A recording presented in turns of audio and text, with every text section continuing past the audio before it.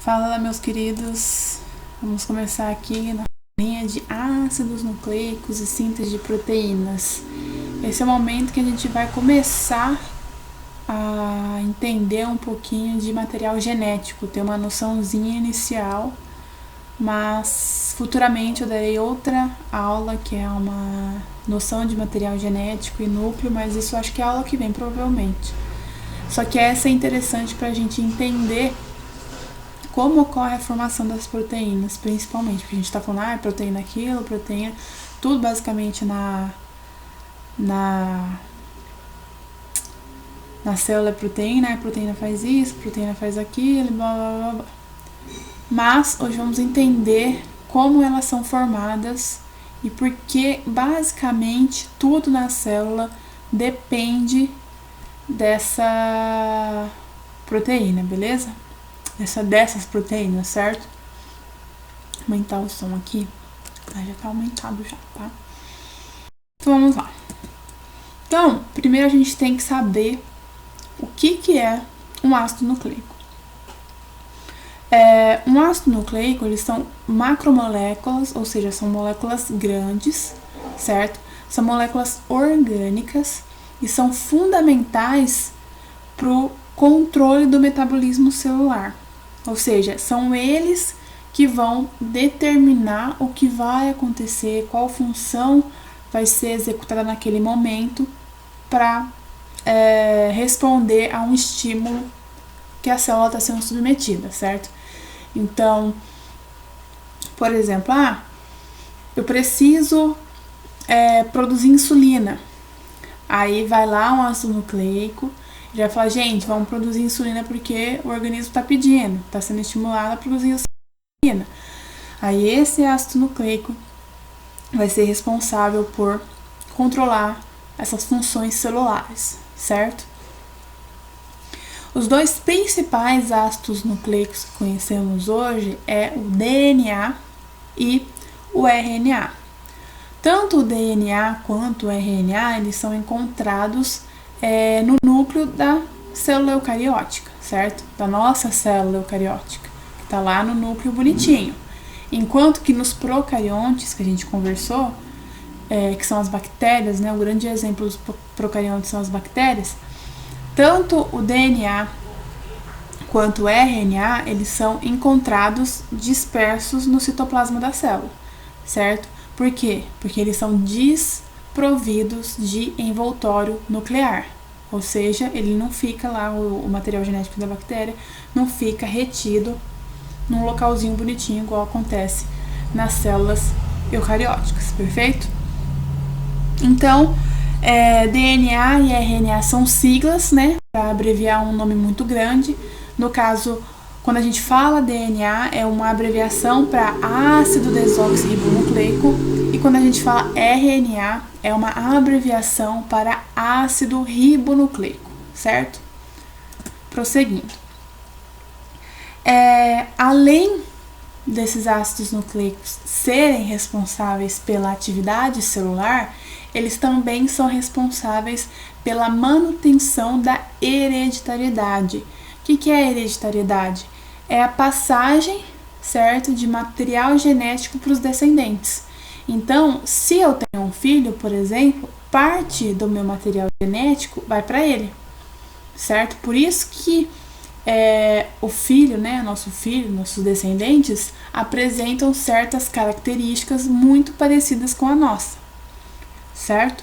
Então, é devido a isso. Então, o DNA, como a gente já conhece, tanto que é feito muito utilizado em testes de paternidade, ele contém várias características, certo, do ser humano naquele material, naquele ácido nucleico que vai ser passado posteriormente para os seus descendentes. Então, isso é hereditariedade, certo?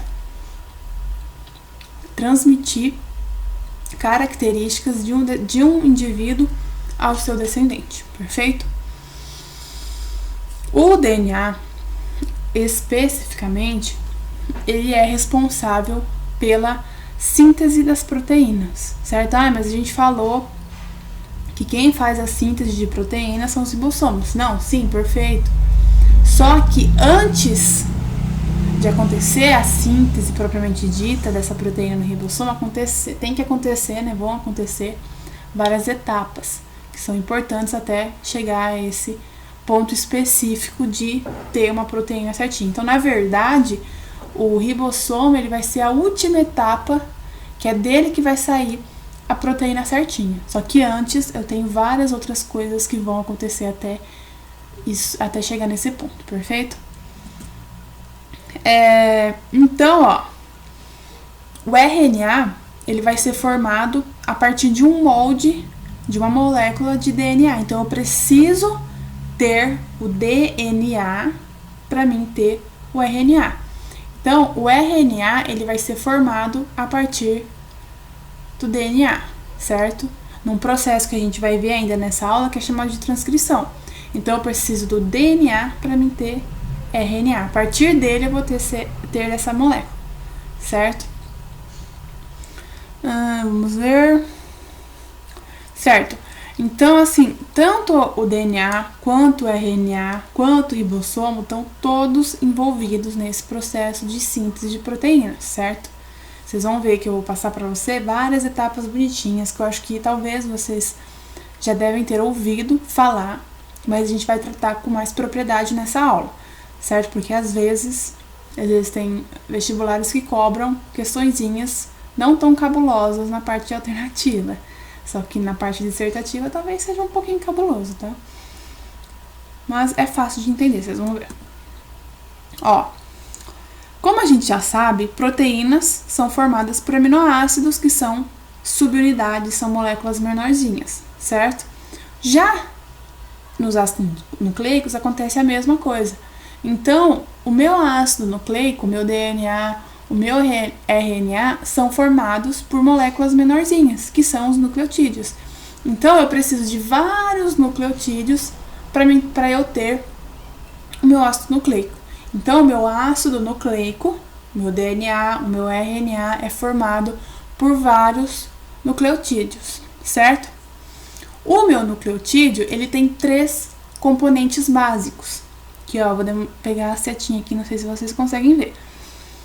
Mas o meu nucleotídeo é formado por um fosfato, certo?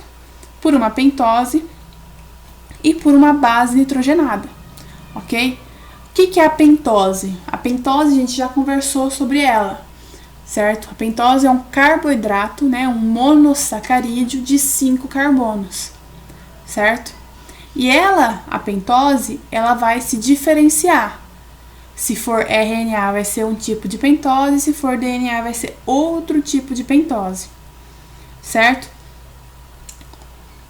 E a gente tem aqui, ó, a base nitrogenada, que vai ser uma grande estrela nessa nossa discussão de ácidos nucleicos, que a gente vai ver posteriormente, certo?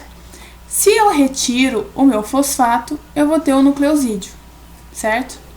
Então, é outra subunidade menorzinha, ok? Vamos lá. Então, ó, em relação aos tipos de pentose que eu vou ter, que eu falei pra vocês, né? Que dependendo do tipo de pentose, eu vou ter um RNA ou eu vou ter um DNA, certo? Se a minha pentose for uma ribose, aí eu vou ter um RNA. Se a minha pentose for uma desoxirribose, daí vai ser um DNA. Então, a pentose ela vai se diferenciar dependendo do meu ácido nucleico. Se meu ácido nucleico for um DNA, vai ser uma desoxirribose. Se meu ácido nucleico for um RNA, vai ser uma ribose. Mas o resto da constituição do meu fosfato e da minha base nitrogenada permanece. Perfeito? O que vai mudar vai ser a minha pentose. Ambos, tanto a ribose quanto a desoxirribose, vão ter os 5 carbonos bonitinhos.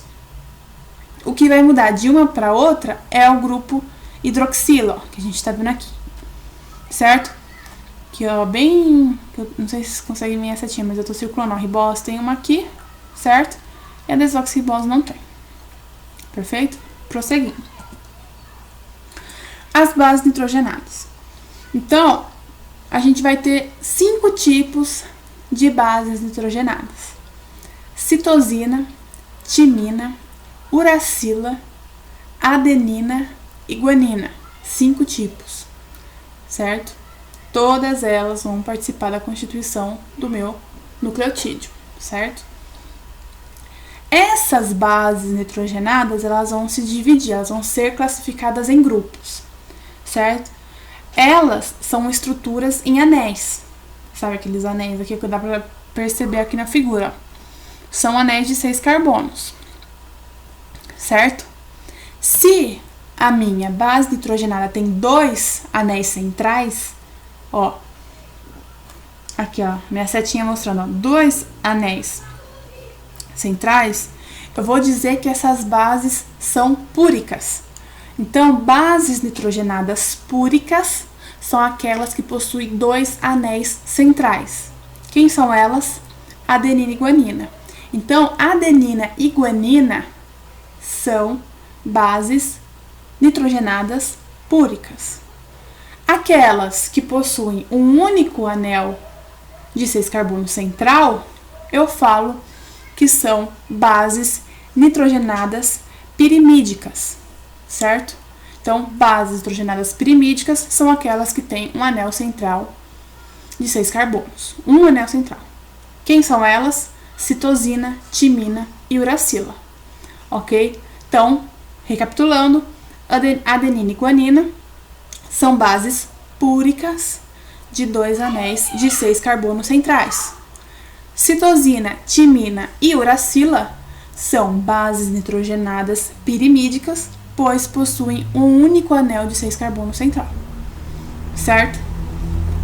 No DNA, a gente vai encontrar 4 delas. Quem são? Citosina, timina, adenina e guanina. Ah, mas prof, e a uracila? A uracila vai estar presente no RNA. Então, no RNA eu não vou ter timina, eu vou ter uracila, certo? Então, no RNA eu vou ter adenina, guanina, citosina e uracila no RNA. Enquanto que no DNA eu vou ter adenina, guanina, citosina e timina, certo? Então, ó, aqui eu coloquei uma figura para vocês onde a gente vê qual que vai ser a pentose correspondente ao ácido nucleico. Então, DNA tem a pentose desoxirribose e tem a base nitrogenada exclusiva dela, do ácido nucleico, que é a timina, certo? Mesma coisa com o RNA. Então, a gente tem o ácido nucleico RNA, a pentose, que é a ribose, e a base nitrogenada exclusiva, que é a uracila. Não tem o timina no RNA e não tem uracila no DNA, certo? Não esqueçam disso. Vamos falar mais profundamente do DNA, ou ácido desoxirribonucleico. Então, ó, o DNA vai ser formado pela união de vários nucleotídeos. Tanto que a gente fala que o DNA é um polinucleotídeo, ou seja, poli significa muitos e nucleotídeo. Então, tem muitos nucleotídeos ali juntos formando o meu DNA, certo? O nucleotídeo, como a gente viu, formado por fosfato, pentose e base nitrogenada, certo? Vão estar lá todas bonitinhas unidas, formando essa molécula, certo? Só que o DNA é uma molécula de fita dupla, ou seja, eu vou ter 2 moléculas grandes de DNA, 2 fileirinhas, assim, vamos dizer assim. Então, eu vou ter nucleotídeos aqui e nucleotídeos aqui, certo? Logo, quem vai ficar nessa extremidade aqui são as bases nitrogenadas e aqui também vai ficar exposta as bases nitrogenadas. Essas bases nitrogenadas que estão expostas uma de frente para a outra, elas têm correspondência. Ou seja, eu tenho uma especificidade de quem se liga com quem. No caso, a adenina vai estabelecer uma ligação com a timina, certo? E a guanina vai se ligar com a citosina. Então, se eu tiver 50 adeninas, eu vou ter 50 timinas. Vai ser uma quantidade equivalente, vai ser uma equivalência ali. Porque toda adenina vai ser ligada a todas as timinas. E todas as guaninas vão se ligar a todas as citosinas, certo? Todas vão se ligar por ligações de hidrogênio, certo? Ó, aqui, ó, estão vendo, ó? Coloquei uma figura aqui, ó. Então, ó, se der pra vocês verem a setinha, ó, dupla é uma ligação, é uma molécula dupla hélice, certo? Então, aqui e aqui. Como eu tinha dito, ó, fica nas extremidades as bases nitrogenadas, ó. Então, a adenina aqui, ó, esse roxinho forte, se ligando com a timina, esse verde. Aí tem a guanina aqui embaixo, esse roxinho, acho que é roxo, roxinho mais claro, se ligando com as citosinas, estão vendo? Então, para me ter essa dupla hélice, as bases nitrogenadas têm que se ligar uma à outra, através de ligação de hidrogênio, certo? Então, ó, a adenina vai se ligar com a timina através de 2 ligações de hidrogênio. Enquanto que a guanina se liga com a citosina através de 3 ligações de hidrogênio. Não se esqueçam, é muitos detalhes? Sim, é muitos detalhes, mas já teve questão na Unesp, inclusive, cobrando isso. Por mais absurdo que seja, por mais detalhista que seja, mas cobraram. Então, minha molécula de DNA, dupla hélice, certo? Adenina se liga a timina através de 2 ligações de hidrogênio. Guanina se liga a citosina através de 3 ligações de hidrogênio. Ai, professora, eu tenho timina no RNA? Não, eu tenho uracila, certo? Então, no meu RNA, quem vai se ligar com a adenina é a uracila, perfeito? Vamos prosseguir, ó. Bom, estamos falando do RNA, vamos falar de RNA então. Então, ao contrário do DNA, o RNA vai ser uma molécula de fita simples, vai ser só uma fitinha só. Ó, aqui ele, ó, na figura, ó, essa fita azul, tá vendo? Vai ser uma única fita, vai ser uma fita simples, certo? Então, nele vão estar contidas as informações que foram pegadas lá do DNA. Vocês lembram que pra gente ter RNA, a gente usa o DNA? E no DNA está contida todas as informações necessárias para a gente transcrever, para a gente ter uma proteína e para determinar o controle do metabolismo daquela célula, certo? Então, o RNA é uma molécula de fita simples, perfeito? Ela também a gente pode falar que ela também é uma molécula polinucleotídica, porque ela tem vários nucleotídeos, certo? Formado lá pelo fosfato, pentose, que no caso do RNA é ribose, e a base nitrogenada. Se vocês perceberem aqui, ó, eu não tenho a timina, eu tenho a uracila. Certo? Prosseguindo.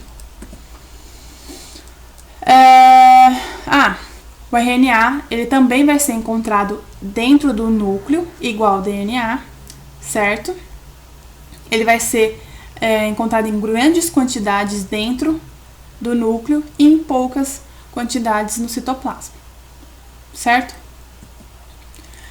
A gente tem tipos de DNA. Então, no nosso núcleo são produzidos vários tipos de RNA, certo? Que vão ser utilizados no nosso processo de transcrição, ok? Esses RNAs que vão ser produzidos, eles vão sair do núcleo através do poro do envoltório nuclear, ou seja, o poro nuclear. Então, a gente tem um núcleo bonitinho, nele mesmo, né, no envoltório nuclear, a gente tem vários poros, que é o que permite a saída dessas moléculas, certo? Então, a gente vai começar pelo RNA mensageiro.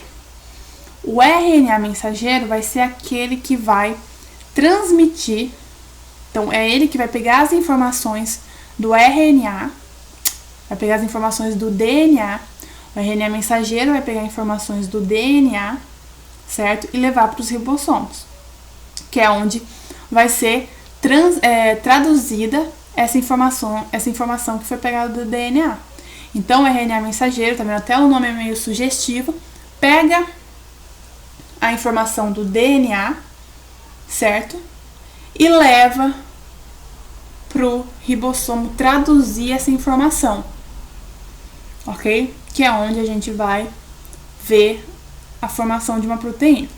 Então, a gente tem aqui, ó, na figura, tá vendo essa fita roxa aqui, ó? É o nosso RNA mensageiro, certo? Todo bonitinho, formado por várias bases nitrogenadas, certo? Que é o nosso RNA mensageiro. Vocês lembram lá? Nosso RNA mensageiro tem várias bases nitrogenadas. Então, ó, dá pra ver aqui na figura. Esse vai ser o nosso RNA mensageiro formado a partir de uma molécula de DNA, certo? Então, todas as informações que ele tem aqui, ele pegou lá do DNA, certo? O RNA transportador. Não estou com coronavírus, tá, gente? Aqui tá seca minha garganta, eu nem peguei água pra tomar. E tá coçando. O que é o RNA transportador? Então, vocês lembram que eu falei pra vocês que a proteína é formada por vários aminoácidos? Sim. Então, o RNA transportador vai pegar o aminoácido e ligar no RNA mensageiro. Porque vocês lembram que eu mostrei agora? Aquela fita que a gente tem várias letrinhas, que são as nossas bases nitrogenadas. Cada 3 bases nitrogenadas que eu tenho corresponde a um tipo de aminoácido, certo? Então, esse RNA transportador vai ler essa sequência de 3 bases nitrogenadas, identificar qual tipo de aminoácido é, vai lá, busca esse aminoácido, traz e liga na fita do RNA mensageiro, certo? Então, o RNA transportador transporta aminoácidos para o RNA mensageiro, perfeito? E o RNA ribossômico? O RNA ribossômico, ele é feito pelo nucleolo. Então, a gente tem uma moléculazinha, né? Não sei se eu posso chamar de organela, mas a gente tem lá dentro do núcleo essa regiãozinha que é chamada de nucleolo. O nucleolo, ele produz esse RNA ribossômico, certo? Que forma o nosso ribossomo. Então, o nosso ribossomo, ele é formado pelo RNA ribossômico, que é produzido por esse nucleolo. Então, a gente tem o núcleo, tem lá o nucleolo produz o RNA ribossômico, esse RNA ribossômico sai pelo poro do envoltório nuclear, certo? Vai para o citoplasma e forma as 2 partes do meu ribossomo, que é a subunidade maior e a subunidade menor. Então, no citoplasma, o meu ribossomo ele está separado em 2 partes, que é essa subunidade maior e a subunidade menor. Quando for para ele participar da tradução de uma proteína, essas 2 subunidades vão se unir. Caso contrário, elas ficam separadas, certo? Então, o meu ribossomo está lá no citoplasma, dividido em 2 partes. Quando eu precisar dele, essas 2 partes vão se unir e traduzir a minha proteína, certo? Então, ó, eu disponibilizei para vocês também figuras que vão ajudar vocês a diferenciar o DNA de um RNA, certo? Então, aqui a gente está falando, ó, das bases nitrogenadas, certo? Das pentoses que cada um tem, perfeito? Também coloquei aonde vai ser encontrado o DNA numa célula vegetal e numa célula animal, onde vai ser encontrado o RNA numa célula vegetal e numa célula animal, tudo para facilitar o maior entendimento para vocês nessa matéria, certo? Vocês dão mais uma olhadinha melhor lá nos slides. Mentira, eu vou explicar agora, porque a gente está numa videoaula, certo? Então, ó, diferenças entre DNA e RNA. Como eu tinha dito, em relação às bases nitrogenadas. Quais são as semelhanças entre as bases nitrogenadas entre DNA e RNA? Os dois vão ter adenina, guanina e citosina. Os dois vão ter isso. Essas 3 em comum. Só que o DNA vai ter timina e o RNA vai ter uracila, certo? Então, timina não tem no RNA, tem no DNA. Uracila não tem no DNA, tem no RNA. as pentoses dessas moléculas. Gasguei de novo. No DNA, a gente vai encontrar a desoxirribose, certo? E no RNA, a gente vai encontrar a ribose. Onde a gente vai encontrar essas moléculas? Na célula vegetal, eu posso encontrar o meu DNA no núcleo, na mitocôndria e no cloroplasto, certo? Já na minha célula animal, eu posso encontrar DNA no núcleo e na minha mitocôndria, perfeito? Em relação ao RNA, na minha célula vegetal, eu posso encontrar RNA no núcleo, na mitocôndria, no cloroplasto e no ribossomo, certo? Na minha célula animal, eu posso encontrar RNA no núcleo, na mitocôndria e no ribossomo, certo? Prosseguindo então. Vamos falar um pouquinho do código genético. Então, ó, a gente falou do RNA mensageiro, certo? O RNA mensageiro, ele vai se ligar ao ribossomo. E é o ribossomo que vai orientar a síntese de proteína a partir do que ele está conseguindo traduzir, a partir daquelas várias letrinhas, certo? Então, ele vai passando, vai traduzindo. Então, é a partir disso que ele vai conseguir sintetizar uma proteína, certo? Então, um RNA mensageiro, ele possui, certo, uma sequência de nucleotídeos. A gente falou lá dos nucleotídeos. Então, o meu RNA mensageiro é formado por vários nucleotídeos, igual uma proteína é formada por vários aminoácidos, certo?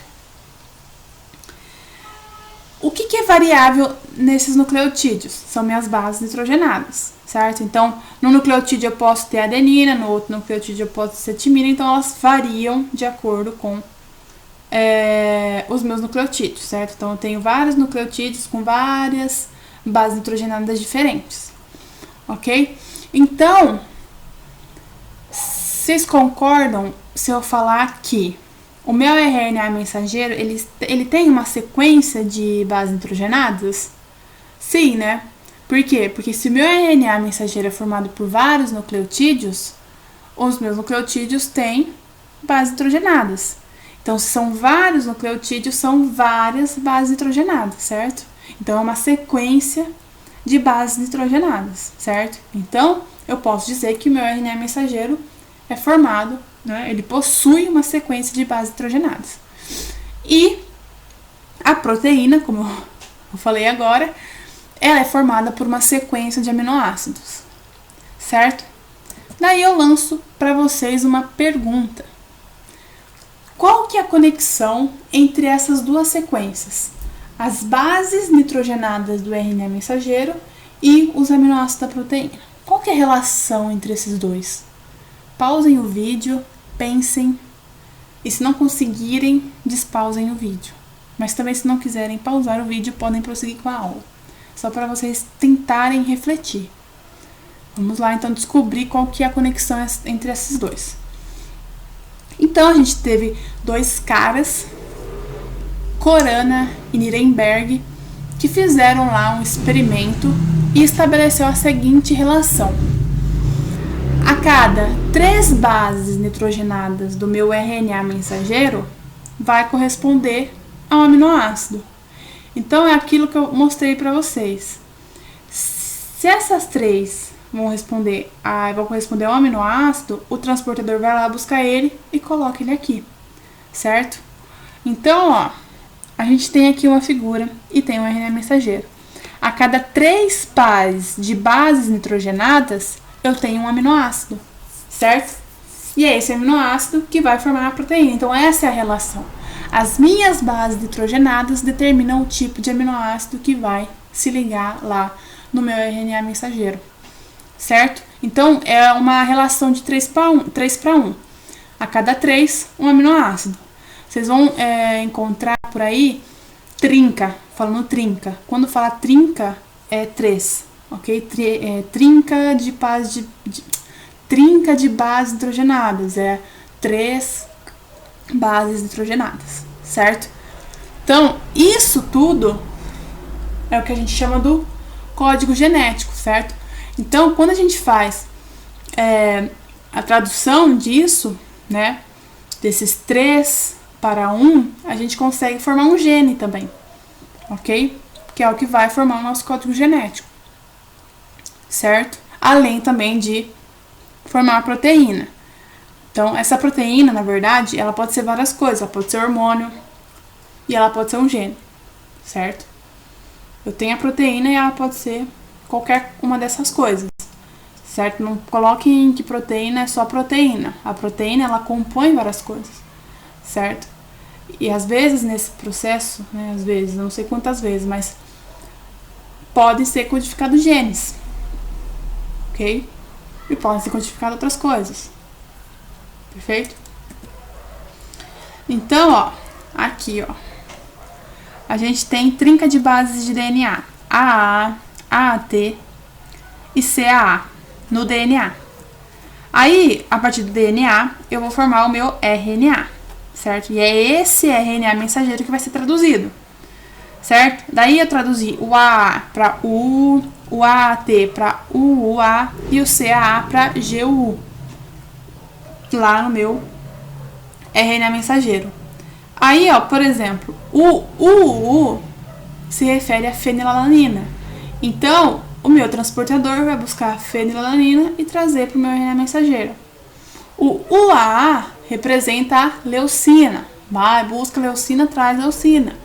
E o GUU corresponde à valina, certo? Isso foi estudado, não estou dando letras aleatórias, isso não é coisa aleatória, existe mesmo. Então, os aminoácidos, eles são codificados através dessa sequência de 3 letras, certo? Que são as nossas bases nitrogenadas, ok? Então, outra nomenclatura que essa trinca ou 3 pares de bases nitrogenadas tem é códon, certo? Então, o meu códon é a minha trinca, certo? Prosseguindo. Então, ó, a gente pode dizer que o código genético ele é universal, ou seja, ele é praticamente muito parecido entre todos os seres vivos do planeta, certo? Então, é por isso que é possível a gente pegar o material genético de um ser humano e colocar dentro de uma bactéria para ela produzir insulina, certo? Porque o código genético é semelhante, ok? Então, ó, outra curiosidade é que códons diferentes podem codificar um mesmo aminoácido. Então, por exemplo, ó, aqui a gente tem um quadro. Vocês estão vendo que está escrito serina, por exemplo? Então, todas essas trincas aqui, ó, AGC, AGU, o CA, o CC, o CG, o CU, codificam serina, certo? A prolina também, ó. A prolina tem 4 trincas diferentes que determinam a prolina. Então, um aminoácido pode ter várias trincas diferentes e bases nitrogenadas, certo? Algumas têm só uma sequência só, igual o triptofano, ó. Triptofano é o GG, então só o GG codifica triptofano, certo? Beleza? Prosseguindo. Existem também trincas que não correspondem a nada, né? Igual os códons de stop. Os códons de stop vão ser aqueles que vão determinar aonde vai parar a síntese de proteína, certo? Então tá lá traduzindo, parou. Por que parou? Porque parou. Parou por quê? Então a gente tem lá o códon de stop, ok? Se o ribossomo passou por esse códon de stop, ele para a síntese de proteína. Códon de stop, códon de parada, que são esses 3, e vocês têm que saber os 3 de cabeça, que é o AA, o AG e o GA, certo? Se o ribossomo passou por essas 3, por essa trinca de bases nitrogenadas, ele para de traduzir a proteína, ele para de fazer a proteína, certo? Além do códon de stop, a gente tem o códon de start, ou códon de início, que é o A ou G, certo? Então, o A ou G vai ser sempre aquele que vai iniciar a síntese de proteína. perfeito? Ele codifica a metionina, certo? Então, eu preciso do AUG para traduzir, para iniciar a tradução dessa proteína, para iniciar a formação dessa proteína, certo? Então, a gente vai começar agora o processo de síntese proteica, ok? Então, eu preciso primeiro falar desses dois processos antes, que vai ser a replicação e a transcrição, que vai ser o próximo, e depois entrar, propriamente dito, na síntese de proteínas. Então, como que vai acontecer a duplicação do DNA? Então, eu tenho lá a minha molécula dupla hélice, tenho lá as minhas duas fitas, ó, duas fitas aqui, certo? O que vai acontecer? As ligações de hidrogênio entre as minhas bases nitrogenadas vão ser quebradas, vão ser rompidas através da ação da minha enzima helicase. Então, vocês estão vendo aqui que a minha molécula está separada, ó. Por quê? Porque as minhas ligações de hidrogênio entre as minhas bases foram quebradas pela enzima helicase.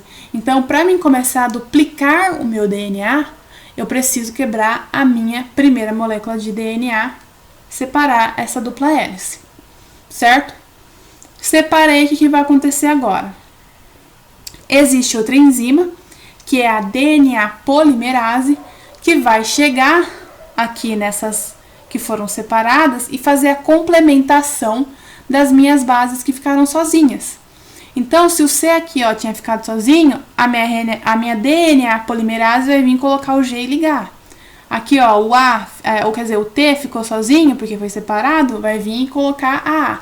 Então, a minha DNA polimerase vai começar a colocar as minhas bases nitrogenadas correspondentes àquelas que foram separadas, certo? Então, ó, eu vou começar, né, a montagem de um novo filamento. E aí eu vou ter a minha dupla hélice bonitinha, certo? Então, eu tinha aqui, ó, a cadeia velha, que foi separada, certo? Ó, e montei uma cadeia nova através do DNA polimerase, certo? Mesma coisa aqui, ó. Perfeito? Daí eu vou ter a minha duplicação de DNA. Então, eu tinha uma, quebrei ela no meio pela helicase, ficou lá os filamentos simples soltos, com as bases sem correspondência, chegou a DNA polimerase e completou com outra cadeia nova de nucleotídeos, formando as minhas novas moléculas de DNA. Então, eu dupliquei, certo? Eu posso dizer desse processo que essas moléculas novas, né, esse processo, ele é semiconservativo. Por que semiconservativo? Porque ele mantém uma parte da minha molécula original, certo? Então, vocês lembram que eu tenho a minha cadeia velha?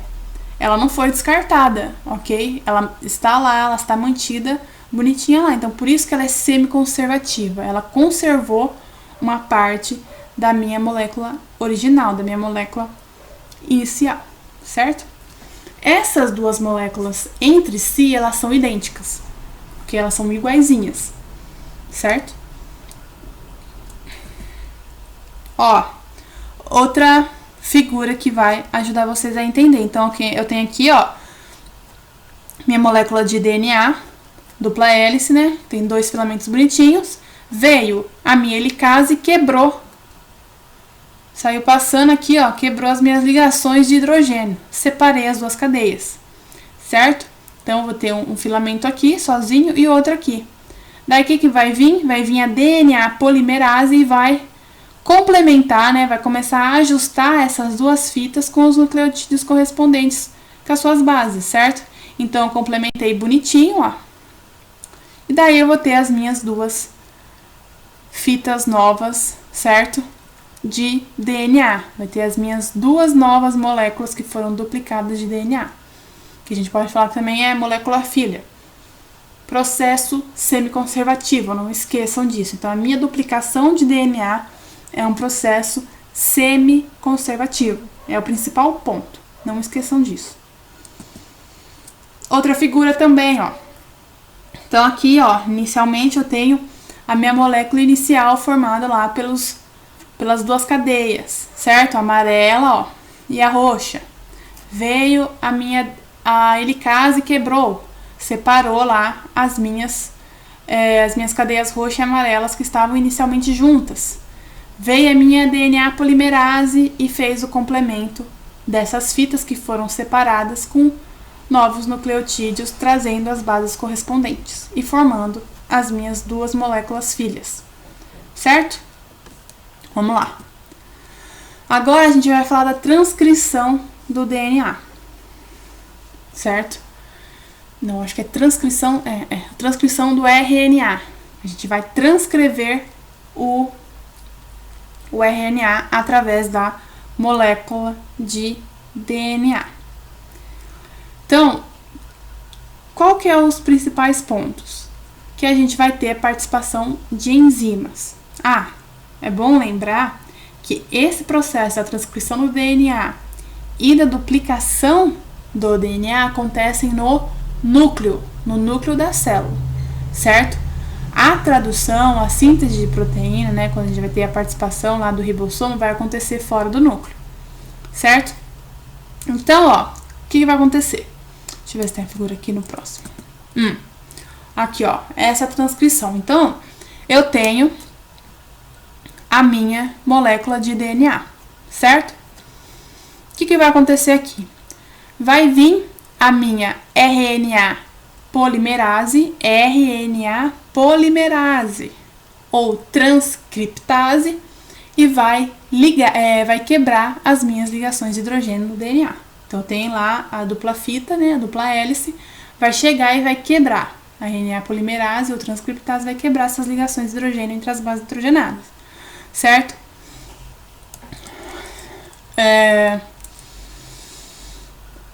Vai ficar uma molécula, uma fita sozinha de DNA, né? Elas estão quebradas, estão separadas. Então, aqui eu tenho uma de DNA e tenho outra. O que vai acontecer? Mesma coisa. Vai vir uma enzima aqui e vai fazer a complementação dessa fita de DNA que eu separei. Só que, ao invés de ela colocar as correspondentes de um DNA, ela vai colocar as correspondentes para um RNA, certo? Então, a partir de uma fita de DNA, então eu separei ela, eu abri a minha molécula de DNA, vai vir uma enzima aqui dentro das perninhas do RNA, vai vir aqui uma enzima e vai começar a colocar os correspondentes das bases nitrogenadas do DNA para me formar um meu RNA. O que vai mudar? Só a minha uracila, certo? Então, ao invés de eu ter timina, eu vou ter uracila. Quando ela terminar de sequenciar essas bases nitrogenadas, a minha molécula de RNA sai e volta a fechar a minha molécula de DNA, certo? Então, é muito parecido com a duplicação de DNA, só que aqui a gente está formando uma molécula só, certo? Que é a molécula de RNA. Então, aqui, ó, tem passo a passo. Então, ó, tenho aqui a minha dupla fita de DNA, certo? Que ela já tá separada, já tá quebrada aqui, ó, sem as ligações de hidrogênio, certo? O que vai acontecer? Vai vir a minha enzima e vai colocar as bases nitrogenadas que são correspondentes ao RNA. Tá vendo que ela bonitinha? Ela tá vindo aqui e tá colocando as correspondentes ao RNA, certo? Construindo bonitinho o meu RNA a partir da fita de DNA molde. Então, meu DNA tá aqui, em volta, ó. E aqui vem minha enzima e começa a codificar o meu RNA. Terminou, eu tenho, por fim, o meu RNA mensageiro, certo? Então, a minha enzima foi embora depois que ela terminou de codificar meu RNA. Então, eu tenho o meu RNA mensageiro aqui, já prontinho. Ele vai embora, ele vai sair pelo poro do meu envoltório nuclear e vai lá atrás do meu ribossomo. Saiu do meu núcleo, a minha fita de DNA volta a se enrolar novamente, certo? Então, para mim ter o meu RNA mensageiro, ele vai ser feito a partir de uma fita de DNA molde. Então, eu preciso do meu DNA para mim ter o meu RNA mensageiro. Perfeito? Então, o RNA mensageiro saiu. Agora a gente vai falar do processo de tradução. Então, acabamos essa parte agora com a saída do RNA mensageiro do núcleo, certo? Ele agora está lá no citoplasma da célula. Bonitinho lá, opa. Quem que vai chegar ali? O ribossomo. As duas subunidades do ribossomo, certo? Então, ele vai chegar lá e ficar... É como se fosse um pãozinho, um sanduíche, sabe? Então, o RNA mensageiro seria o presunto, por exemplo, e as duas partes do pão seriam as duas subunidades do ribossomo. Uma comparação.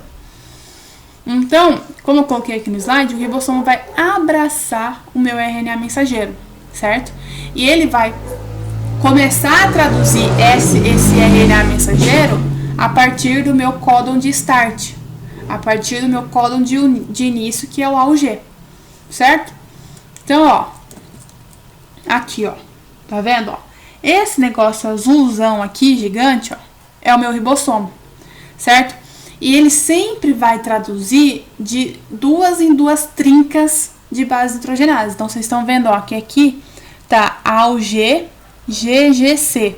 São os meus 2 códons que ele vai começar a traduzir. Mas vocês podem perceber que o meu primeiro códon é o AUG, que é meu códon de start, certo? Então, ele vai traduzir esses 2 códons.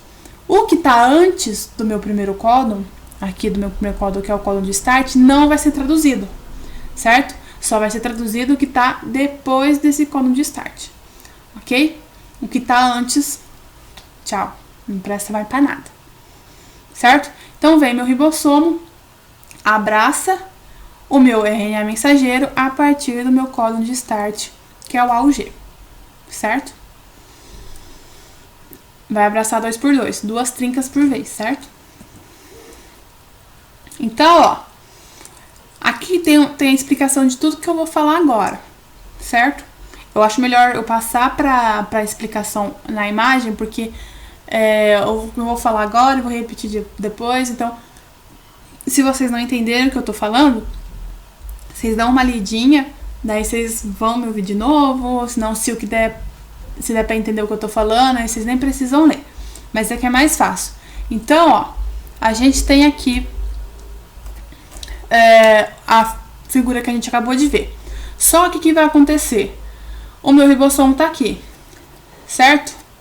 Ele traduziu e mandou a informação pro meu RNA transportador, falando que AUG corresponde ao aminoácido metionina, certo? Então, o RNA transportador vai lá buscar a metionina e vai trazer aqui para se ligar no meu primeiro códon, no AUG, certo?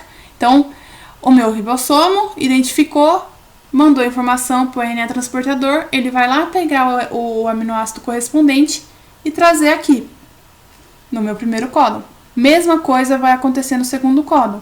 Ele vai identificar qual aminoácido é correspondente a essa sequência aqui do segundo códon. O RNA transportador vai lá, busca esse aminoácido correspondente, traz e coloca aqui, certo? Ó, então, ó, tá vendo aqui nessa figura, ó? O RNA transportador trouxe a metionina para minha primeira trinca. Ele tá aqui bonitinho, meu primeiro aminoácido, certo? Trouxe o segundo aminoácido, ó. Tá vendo?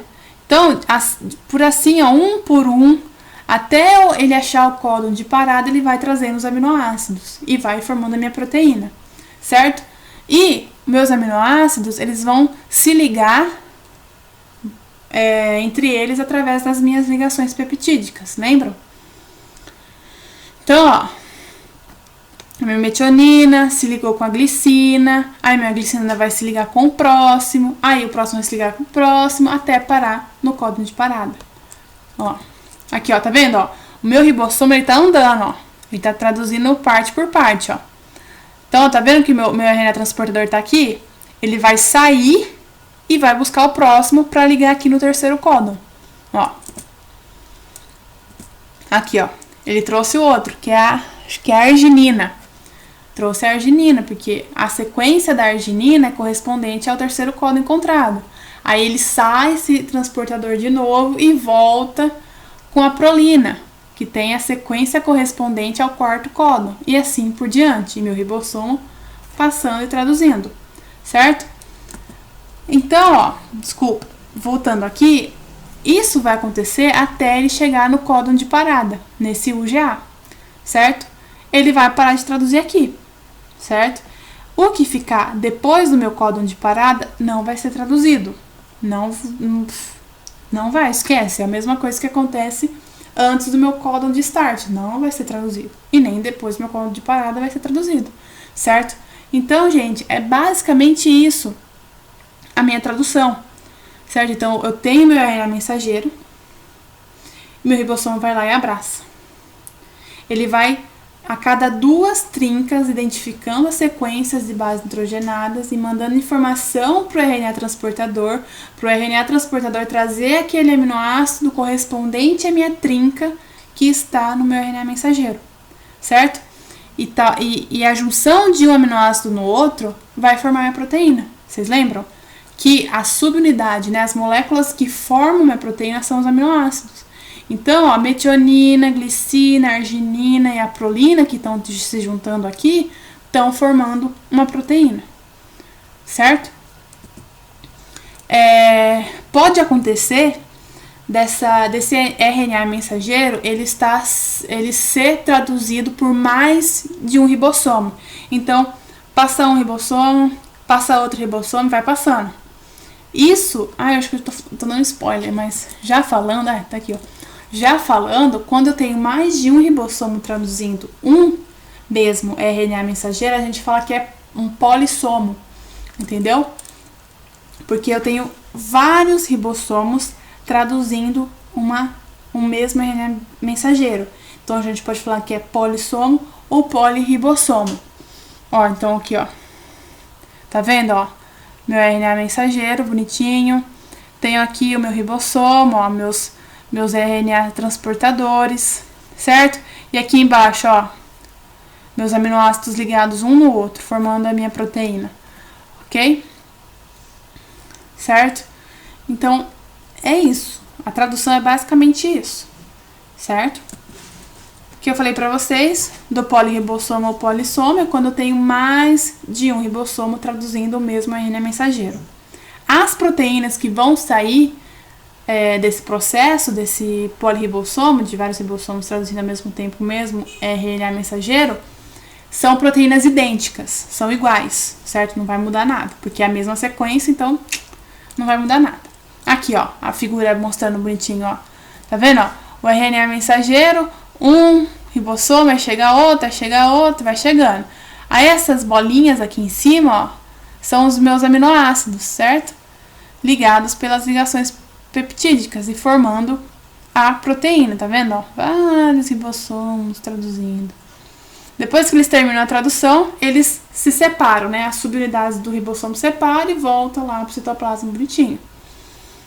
Enquanto a minha proteína vai lá ser destinada à função pré-estabelecida dela. Pode virar um hormônio, como eu falei lá, a insulina.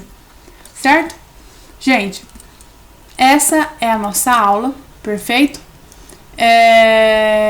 Tem alguns exercícios agora que vocês podem fazer. Tem o gabarito também, ó. Aqui tá falando esse exercício da Unesp, por exemplo, ó. Tem lá das ligações que eu falei pra vocês, que tem as bases nitrogenadas que fazem 3 ligações entre elas, que fazem 2 ligações entre elas, certo? Então é isso, eu espero que vocês tenham entendido, tenha ficado claro, espero que vocês tenham gostado dessa aula, porque eu acho muito legal. Minha cachorra, cadê? Aqui atrás, é a Duda. E é isso, gente, vou disponibilizar material de apoio pra vocês, perfeito? Exercícios, pratiquem, não sei, vocês vão ver só terça-feira. Então eu não sei se vocês vão ver a aula do menino lá que eu falei pra vocês, mas vai ser divertida. Vai estar no YouTube depois, se vocês quiserem ver, porque vai ser uma live, mas vai ficar gravada lá no canal dele, certo? E é isso, gente. Qualquer coisa, vocês me procurem pra tirar dúvidas, certo? Força, vamos torcer pra essa quarentena terminar logo, pra gente matar a saudade aí na sala de aula. E é isso, gente. Compareçam nos plantões, façam os exercícios, estudem pra terem dúvidas e serem esclarecidas no plantão, certo? Um beijo pra vocês, bons estudos e até a próxima aula.